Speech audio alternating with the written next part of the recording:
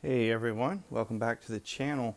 I wanted to go through today a method for doing Bible study. On this channel, we kind of go through different things about the Bible, different Bibles, different helps that can assist you in doing Bible study. And we want you to be able to take your Bible study to the next level. So whatever level you're on, we want you to be able to take your Bible study to the next level. We want you to be able to get more out of the Bible study that you're doing. Increase your tool belt, your toolbox, give you access to different tools that you can then apply to your Bible study so that you get more out of studying the Bible. Today, I wanted to go through a 3-tool Bible study method. So this is going to utilize only 3 tools. So the only thing you'll need is 3 things for this Bible study. The first tool that you'll need, you see in front of you, is you'll need a study Bible. Now, if you have a different kind of study Bible than the ESV, certainly that will work with this method. Don't think you have to have this one. There are some particular features about the ESV that we're going to look at as we go through this 3-tool method, and there's a reason why I like this one so much, because it lends itself very well to this method. But any study Bible will work, but the 3-tool method that we're going to go through today kind of assumes that you'll be using a study Bible. Because a study Bible in and of itself is multiple tools. And so it's sort of like having a Swiss Army knife of Bibles. You have a few different tools in one. And so this will be based off of having your study Bible, getting your study Bible out. And I know a lot of people have study Bibles and they're popular. But the reason we're making this video is a lot of people have study Bibles, but they're not real clear on what to do with them, how to best use them. And so we're going to go through a method that'll help you put your study Bible to work for you in doing a study Bible that'll help you learn and grow. And honestly, it's a very inexpensive method. It's not going to cost you a whole lot at all. A study Bible is, right now, I got an email not too long ago for what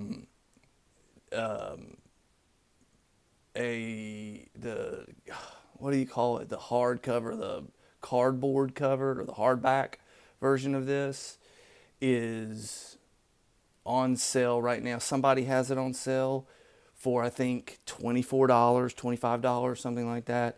You can get it even at its like full price, I think in the $30 range. And so that's the ESV. The exact same thing you see here, it's just in a different cover. I also have, and I'll link it in the description, a walkthrough, an introduction to this particular study Bible, its features, on our channel as well. And so you can go check that out. That might help you as well, although we're going to see some of those same features that we're going to have. So this is tool number 1. You need a study Bible, whatever study Bible you choose. If it were up to me, I would go with the ESV. The second tool that you'll need is a notebook. And so I'm going to suggest a cheap composition notebook. And it's not because I'm cheap, although I can be. But I think these composition notebooks actually lend themselves very well to Bible study. And I think they're underrated in terms of Bible study. They're kind of created for lab notes, that kind of thing. You have a page right here where you could title your, whatever Bible books that you're studying within this. And then you could even take a white label, and write the whatever you've got in there. You could open this thing up flat, stick that label right there. When you fold it up on your shelf, you could even, read it on your shelf like that. And then, of course, you've got it there. So to me, it's really good if once you study enough of these and you've got, book after book after book of these, to have them labeled and set aside like that, it works really, really well. Of course, you have an option for like a leather bound notebook and those kind of things. And if you're into that, then I mean, for me, I have this leather bound cover, but then the inside is just a moleskin type book. And so the leather cover I can reuse and reuse and reuse. And then once you take that book out of there, you can label it same way. You could just take an address type label and put the whatever the contents are, put it on the edge of that moleskin and stick it on a shelf. So it works too. But back to the benefits of the composition notebook. What I like about it over even like a leather bound is just the size. You've got plenty of room in here to write. You say I've used this one. I was studying Ephesians in this one, but you've got plenty of room to write. You've got margin. You've got space around. And so I think it's underrated. I really do think that and hey, by the way, these things are what, $1? So, you're not, and let me say this too. This turns into a review for a composition notebook, but let me just say this last thing about these things are not, spiral bound notebooks, those kind of things. These things are stitched. The pages are stitched in. Can't find where it splits. But these things are stitched together.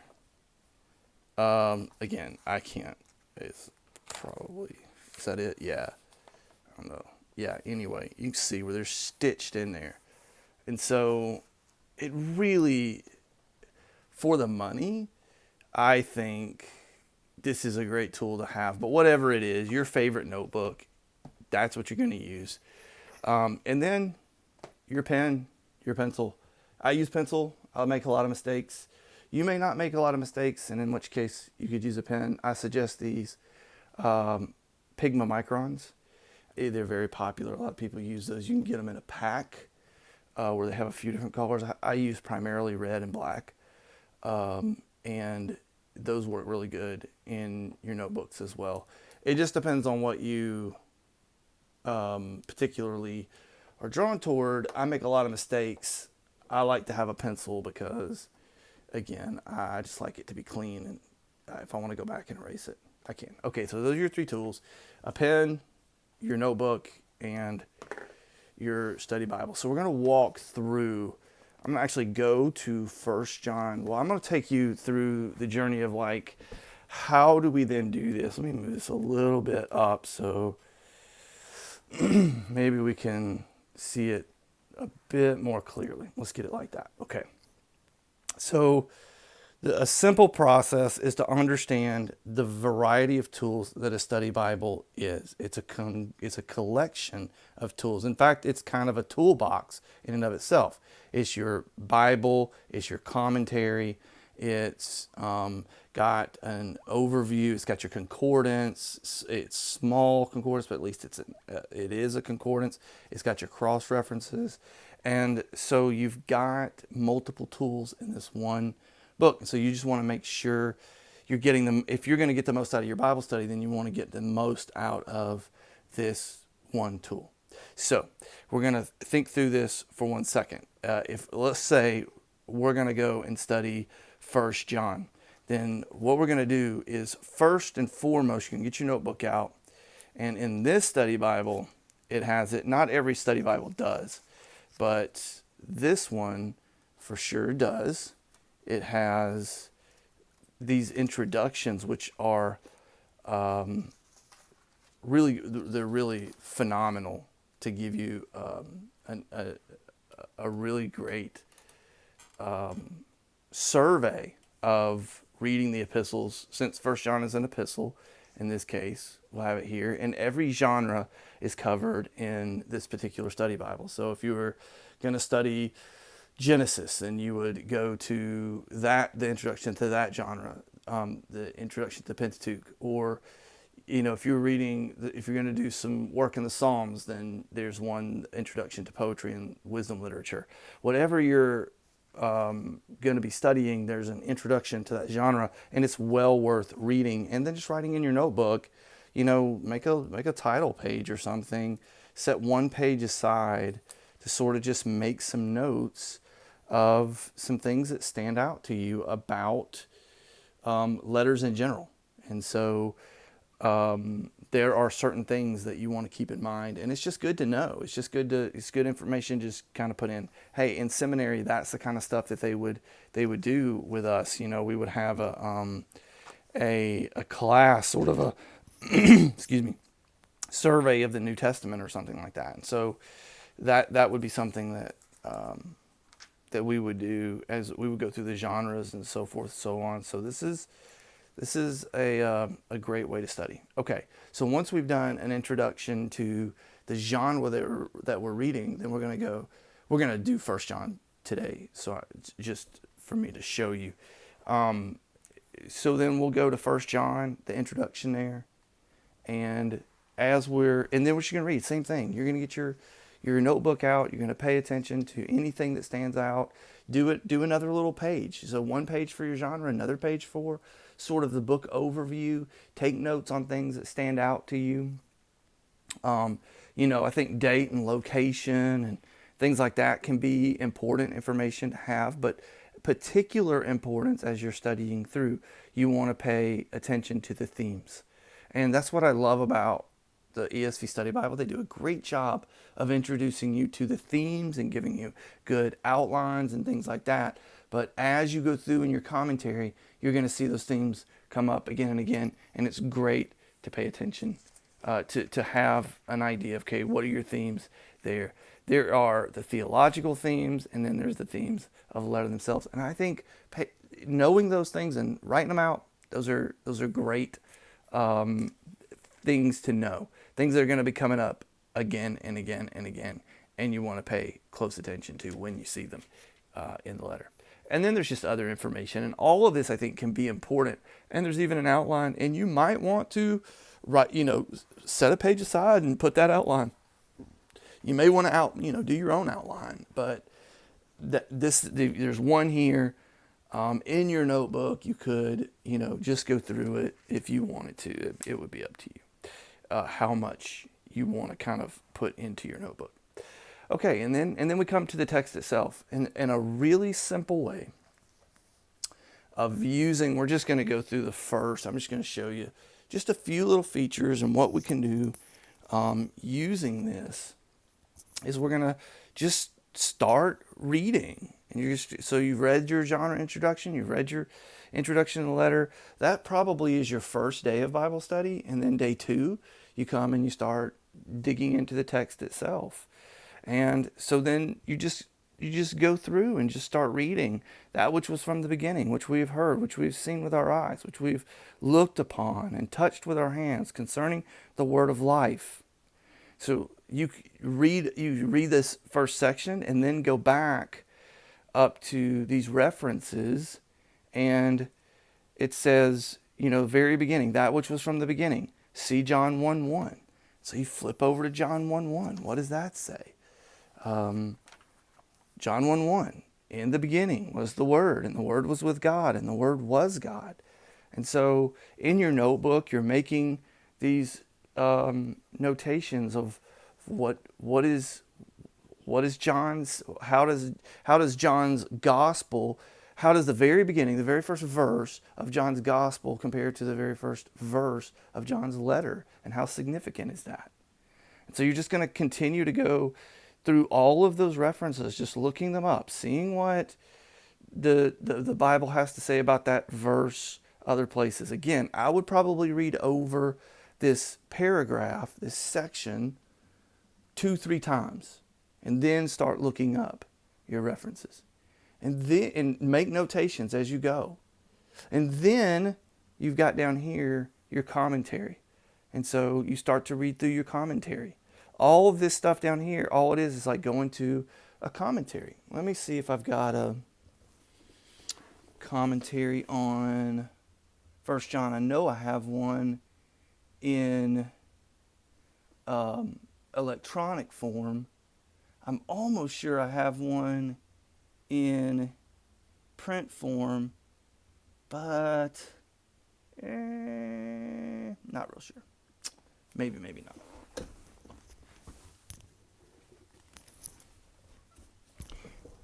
Yeah, I do. It's right here. So this right here, all this is this same tool. You know, it's just a commentary where instead of having to read all the way through this book, now this is uh, James and John's epistles, their letters.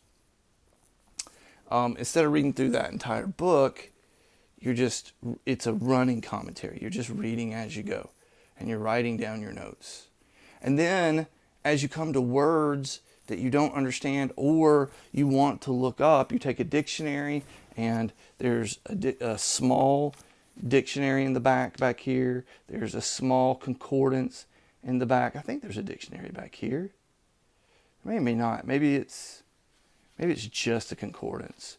So you may have to use your dictionary. Is that? No, it's just concordance. They used to have like a little dictionary in the back, but I don't guess many Bibles do that anymore.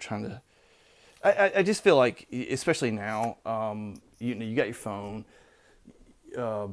tablet, something, or even having a dictionary on your desk, whatever. You can look it up, see what it means. If there's something you don't know, look it up in a concordance. That one passage right there, doing it this way, going through your references, going through your commentary, going into your concordance in the back, looking up whatever words stand out. So what about the beginning? Is there places in the Bible that talk about the beginning? How does the Bible talk about the beginning? How does the Bible use that language? It may not even be, yeah, right here. See, so you got different references here. Genesis 1:1. That's a big deal. I think John is definitely referring back to that. So anyway, you could just go through and see how these things are used. And hey, how about the fact that in these, there's John, there's 1 John, there's Revelation. So even in these, 5 of the 10 or so references are from John himself. Anyway, that's a easy 3-tool method. You've got your notebook that you're just writing your observations in as you go along, asking questions, looking things up. You've got your concordance in the back. You really, for the most part, unless it's a word you just need to look up that you don't know, don't understand, you can make use of this one tool as it's intended, a Swiss Army Bible that gives you multiple tools in one volume. So it really makes it simple for you to have a Bible study that's effective, but doesn't require a whole lot of investment.